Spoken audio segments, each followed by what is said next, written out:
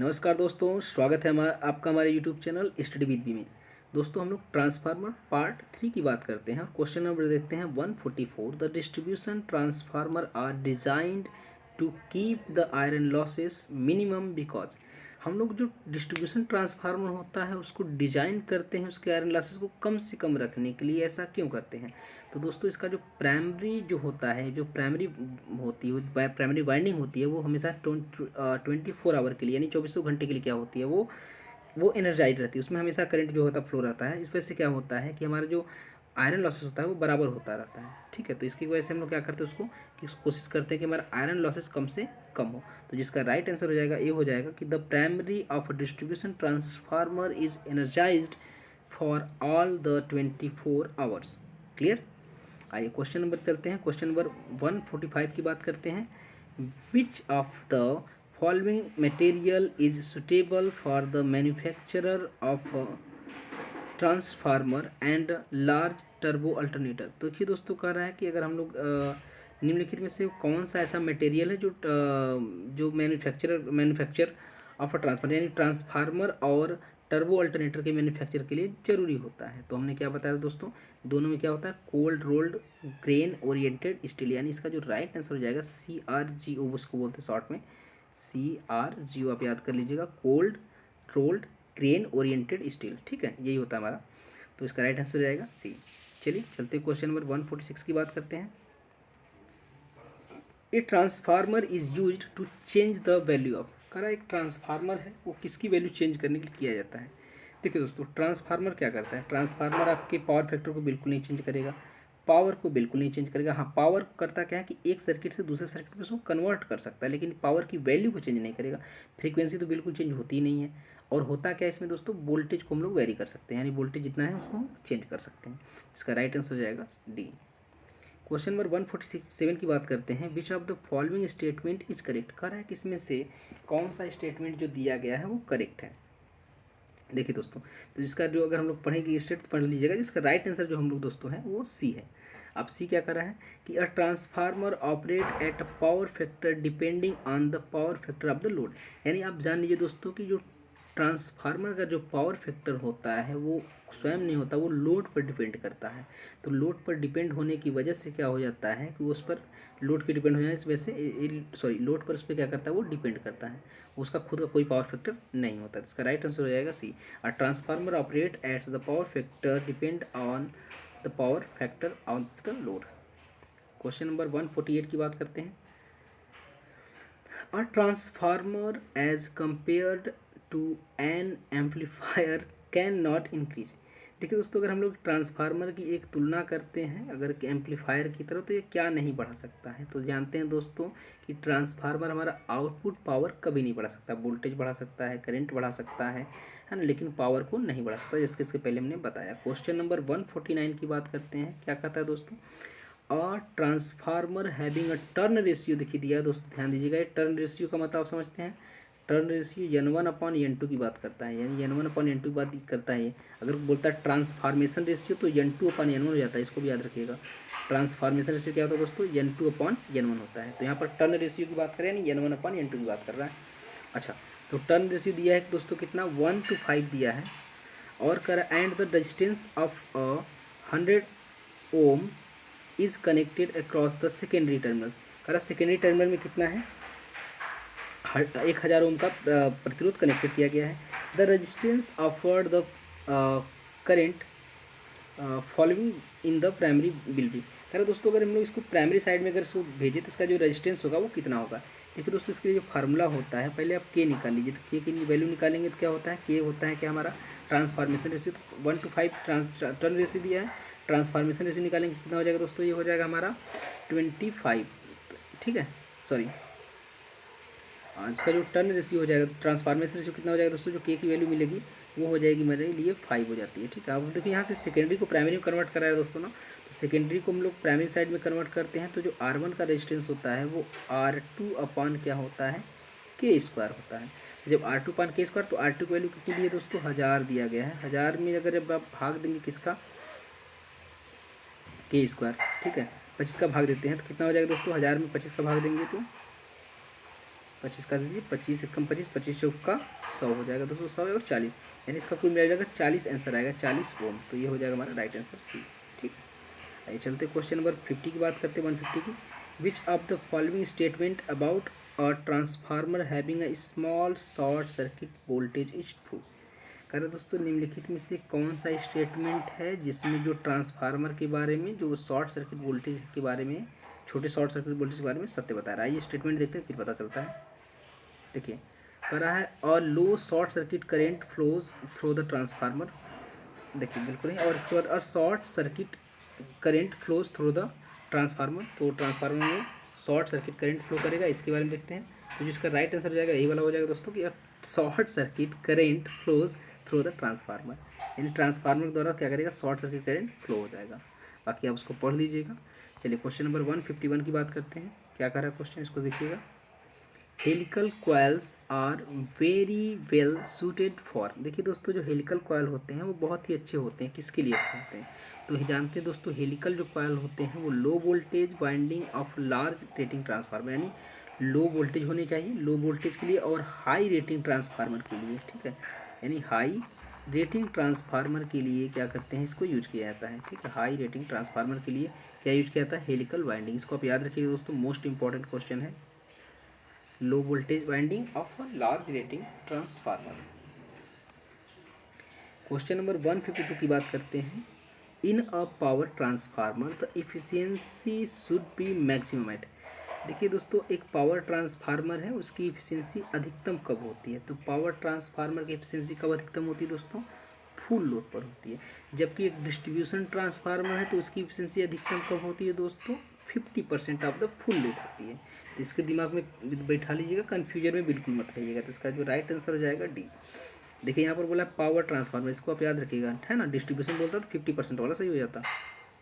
आइए question number बात करते हैं 153 की। For minimum weight of a transformer the weight of iron should be. देखिए तो दोस्तों कह रहा है कि मिनिमम वेट ऑफ ट्रांसफार्मर, है ना, अगर हम लोग ट्रांसफार्मर वेट को कम से कम करना चाहते हैं, ऑफ आयरन शुड बी, तो आयरन क्या होना चाहिए, तो आयरन किसके बराबर होना चाहिए दोस्तों, iron is equals to the copper. यानी हम लोग का अगर आयरन का वेट और कॉपर का वेट अगर ये दोनों हमारा इक्वल हो जाता है, ठीक है, आयरन और कॉपर का वेट इक्वल हो जाएगा, उस केस में जो हमारा ट्रांसफार्मर होगा वो लाइटर इन वेट रहेगा। ठीक है, उसमें क्या रहेगा, मिनिमम वेट उसका रहेगा, सबसे कम वेट रहेगा। तो इसका जो राइट आंसर हो जाएगा वो हो जाएगा हमारा ए। क्वेश्चन नंबर 154 की बात करते हैं। The iron losses of a transformer can be calculated by knowing the weight of. देखिए दोस्तों आयरन लॉसेस हम लोग कैसे कैलकुलेट कर सकते हैं, तो आयरन लॉसेस कैसे होता है दोस्तों, तो आयरन लॉसेस होता किस में है, पहले आप ध्यान दीजिएगा कि केवल कोर और योक्स में होते हैं। ध्यान दीजिए कोर और योक्स, तो हमने आपको इसके पहले बताया था, इसके पहले वाले वीडियो में कोर क्या होते हैं, योक्स क्या होते हैं। ठीक है, इसको समझ लीजिए फिर से। ये देखिए दोस्तों अगर हमारे पास ये कोई ट्रांसफार्मर है ऐसा, ठीक है, तो इसको हम लोग क्या बोलते हैं, इसको हम लोग कोर बोलते हैं, इसको क्या बोलते हैं, कोर बोलते हैं। और जो हमारा ये वाला पार्ट होता है इसको क्या बोलते हैं, योक बोलते हैं। ठीक है, इसको आप याद रखिएगा। तो इसी में हमारे पास जो होते हैं लॉसेस होते हैं। तो इसका राइट आंसर हो जाएगा हमारा क्या हो जाएगा, डी। क्वेश्चन नंबर 155 की बात करते हैं। HRC fuse on a transformer provide protection against. जो HRC फ्यूज होता है वो ट्रांसफार्मर में जो है protection, HRC fuse on a transformer provide protection against. तो जो ट्रांसफार्मर में जो HRC फ्यूज होता है वो प्रोटेक्शन किसके लिए करता है, तो जाहिर सी बात दोस्तों एक्सटर्नल फॉल्ट्स के लिए HRC फ्यूज का यूज करते हैं। और HRC फ्यूज क्या करता है दोस्तों, HRC फ्यूज के बारे में आप जानते हैं कि ये केवल ओवरलोड करंट यानी जो शॉर्ट सर्किट करंट है इसके लिए यूज किया जाता है। तो एक्सटर्नल फॉल्ट होता है दोस्तों, तो एक्सटर्नल फॉल्ट के लिए करते हैं, सी वाला इसका राइट आंसर हो जाएगा। अच्छा क्वेश्चन नंबर 156 की बात करते हैं। क्या कहता है, विच of the following insulating material is used in a power transformer. निम्नलिखित में से कह रहा है कि पावर ट्रांसफार्मर में निम्नलिखित में से कौन सा इंसुलेटिंग मटेरियल यूज कर सकते हैं। देखिए टेप ऑफ ग्लास है और सिंथेटिक रेजिन बॉन्डेड पेपर है और क्या है, प्रेस्ड बोर्ड है। तो इसमें से हम सभी का यूज कर सकते हैं पावर ट्रांसफार्मर। तो राइट आंसर हो जाएगा दोस्तों क्या, राइट आंसर हो जाएगा डी। चलते हैं अगले क्वेश्चन पर। 157 की बात करता है। Simple porcelain bushing are used for transformer up to. करा सिंपल पोर्सिलिन बुशिंग ट्रांसफार्मर में कहाँ तक यूज कर सकते हैं, यानी जो हमारे पास 11 kV तक की अगर बुशिंग यूज कर रहे हैं तो वहाँ पर हम लोग सिंपल बुशिंग का यूज किया जा सकता है। ठीक है, इसका राइट आंसर हो जाएगा ए। चलिए क्वेश्चन नंबर चलते हैं 158 पर। Harmonic current in a transformer cause. Transformer का हार्मोनिक करंट होता है ट्रांसफार्मर में किसके कारण होता है। देखिए दोस्तों, कोर सैचुरेशन करंट होता है। ठीक है, harmonic current core saturation current हो जाएगा। आई स्क्वायर आर जो होता है इससे वो होता है। फिर उसके बाद मैग्नेटिक इंटरफेरेंस विद प्रोटेक्टिव रिलेस, यानी इसके कारण भी हार्मोनिक्स जनरेट हो सकता है, हार्मोनिक करंट जनरेट हो सकता है, जिसका राइट आंसर हो जाएगा डी। आइए क्वेश्चन नंबर चलते हैं 159 की बात करते हैं। If a transformer core is made of copper, correct, if a transformer core is made of copper and coils are made of steel wire, करा कि एक ट्रांसफार्मर है, अगर उसका उल्टा कर दिया जाए, उसके जो कॉपर है कोर है उसके कॉपर को बना दिया जाए और जो कॉयल है उसको स्टील वायर का बना दिया जाए तो क्या हो जाएगा दोस्तों। आप जो copper losses in a binding will be more, यानी जब देखिए उसका जो कॉपर लॉस जो कॉपर का जो बना चाहिए वो बन गया है अब स्टील का, तो स्टील का बन गया तो उसका रेजिस्टेंस हाई हो जाएगा, तो जो बाइंडिंग लॉसेस है वो क्या हो जाएगी, बहुत अधिक बढ़ जाएगी, यानी उसका मतलब है कि copper losses in the binding will be more. तो जो इसका राइट आंसर हो जाएगा वो हो जाएगा हमारा B.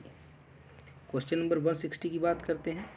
Oil impregnated paper considers bushing is generally used on a transformer operating eight.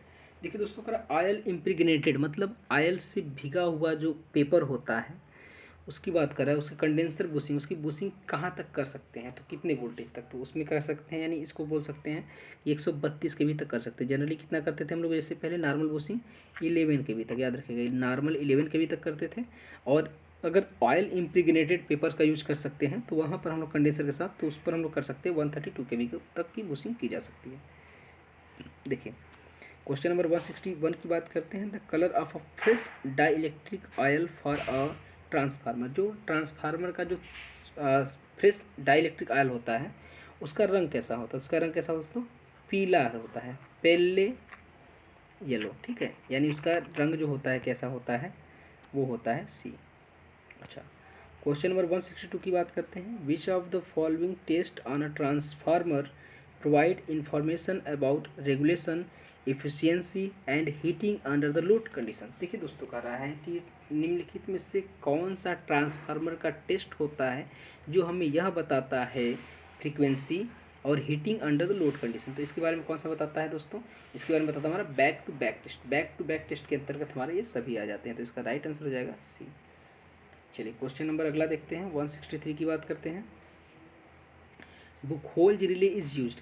देखिए बुकहोल्ज रिले कहाँ यूज कर सकते हैं। देखिए दोस्तों, बुकहोल्ज रिले हम लोग केवल ऑयल कूल्ड ट्रांसफार्मर में ही कर सकते हैं, क्योंकि वो खुद जो बुकहोल्ज रिले होता है वो ऑयल में डूबा रहता है और वही हमें क्या करता है, शॉर्ट सर्किट या फिर कोई भी इंटरनल फॉल्ट होता है तो उसमें हमें क्या करता है, वो इंडिकेट करता है, सूचना देता है और फिर वो क्या करता है, ट्रिप कर जाता है। तो जो हमारा इसका जो राइट आंसर हो जाएगा वो हो जाएगा हमारा डी। आइए क्वेश्चन नंबर 164 की बात करते हैं। The kVA rating ratio of a transformer operating in parallel as a general rules should be within. देखिए दोस्तों, कह रहा है कि जो केवीए रेटिंग होनी चाहिए, अगर हम लोग दो ट्रांसफार्मर को अगर पैरेलल में ऑपरेट करना चाहते हैं तो उनकी जो केवीए रेटिंग होता है उसमें कितना का अंतर हो सकता है, कितना का रेशियो हो सकता है। तो उसका राइट आंसर है कि 3:1 रेशियो हो सकते हैं। ठीक है, अगर 3 से 1 का रेशियो हम लोग उसमें रहेगा तो उसका केवीए रेटिंग में हम लोग उसको पैरेलल में ऑपरेशन कर सकते हैं। आइए क्वेश्चन नंबर 65 देखते हैं 165। Which value of flux is involve in the EMF equation of the transformer. कह रहा है ट्रांसफार्मर के ईएमएफ इक्वेशन में कौन सी फ्लक्स की कौन सी वैल्यू इन्वॉल्व रहती है। देखिए दोस्तों, कौन सी वैल्यू इन्वॉल्व रहती है, मैक्सिमम फ्लक्स रहती है, उसमें लिखा रहता है ना वी मैक्स, तो उसमें वी मैक्स रहेगा, यानी मैक्सिमम फ्लक्स की वैल्यू इन्वॉल्व रहती है। ठीक है, तो इसका जो राइट आंसर हो जाएगा, देखिए क्या हो जाएगा भाई, मैक्सिमम फ्लक्स। ठीक है, maximum value of the flux. अच्छा, क्वेश्चन नंबर 166 देखते हैं। In a Scott connection the main transformer has centre tap on. देखिए दोस्तों, कह रहा है कि स्कॉट कनेक्शन में जो होता है मेन ट्रांसफार्मर जो होता है, स्कॉट कनेक्शन जानते हैं क्या होता है। स्कॉट कनेक्शन के द्वारा हम लोग क्या करते हैं कि 3 फेज को 2 फेज में और 2 फेज ट्रांसफार्मर को 3 फेज में कन्वर्ट किया जाता है। इसको आप दिमाग में बैठा लीजिएगा। ठीक है, कि यानी 2 फेज को 3 फेज में और 3 फेज को 2 फेज में कन्वर्ट कर सकते हैं स्कॉट कनेक्शन के द्वारा।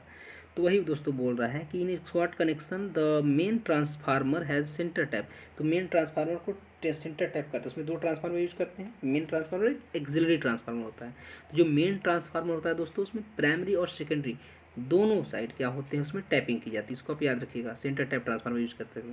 देखिए प्राइमरी एंड सेकेंडरी वाइंडिंग, ठीक है, उसमें दोनों क्या करते हैं, सेंटर टैप उसमें रहते हैं। चलिए क्वेश्चन नंबर देखते हैं, 167 की बात करते हैं।